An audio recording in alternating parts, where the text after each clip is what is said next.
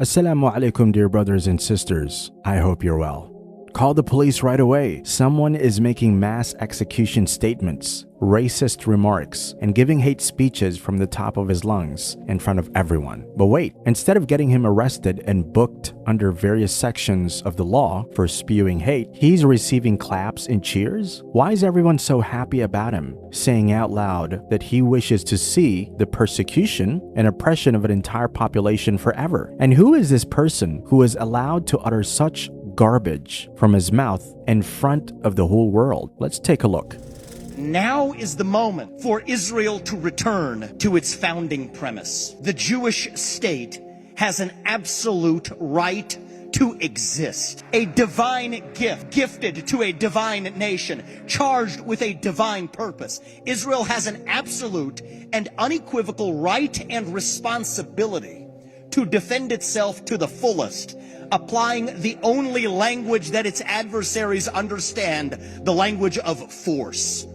So what would David Ben-Gurion say today? He would say, don't depend on anybody else's fleeting sympathies or permission to do it. If Israel and Mossad want to pull off Munich 2.0 and take out every last leader of Hamas, wherever they may be hiding from Doha to Dresden, host a red wedding at the Four Seasons in Qatar, the next time Haniyeh and Mashal show up, they should go ahead and do it.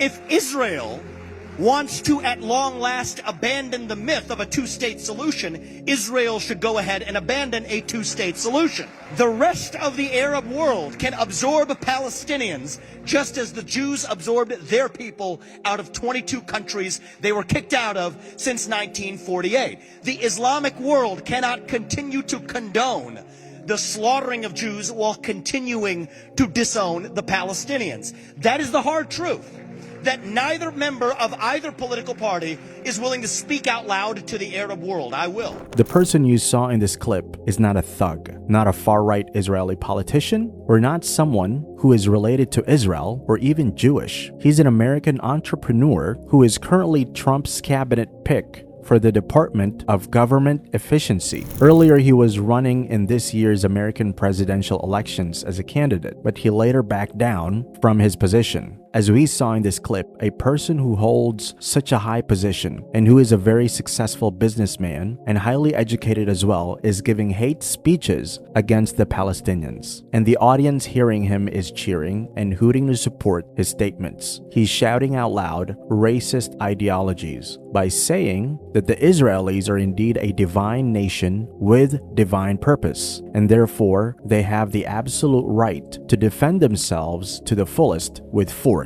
against the population they are threatened by. As according to him, the Palestinians only understand the language of force. He did not stop making these racist remarks, but went on and even said that there is no problem if Israel abandons the myth of a two-state solution to achieve its aim. And this was not all. He also stated loud and clear that the Palestinians should be ethnically cleansed from the regions and the Arabs should absorb them. In this 2-minute speech, Vivek promoted the ongoing slaughter to continue with as much force as possible, gave a hate speech against the whole population, hailed Jewish supremacy, spewed racism, disregarded the Palestinians' right to freedom and to exist, promoted ethnic cleansing, and finally called the Arab leaders hypocrites. And all this while being celebrated and clapped upon. What should happen next? If Trump would be really grateful for the Muslims, as he said he was after he won the election, he should at least make Vivek leave his position, let alone be arrested. But the reality is obviously too different. Be it Vivek or any other cabinet minister, they know that they will face no repercussions if they spew hatred against the Palestinians. But of course, if any person had dared to show any form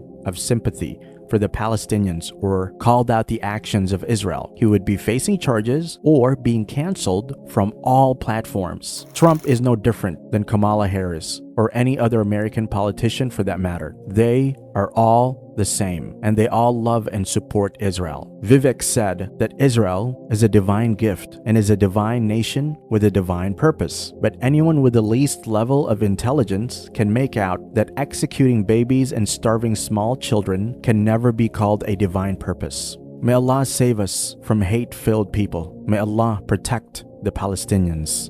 Ameen.